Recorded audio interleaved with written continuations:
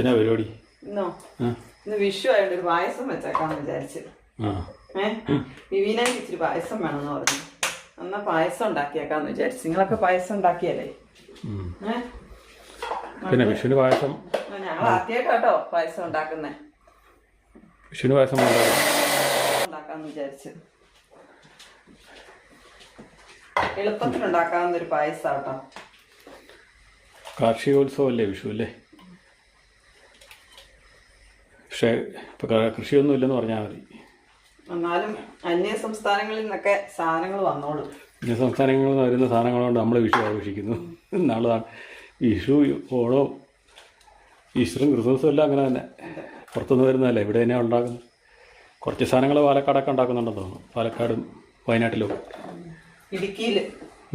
ഇടുക്കിയിൽ ഇത് ഞാൻ തേങ്ങയ്ക്ക് പാല് കുറവാണ്.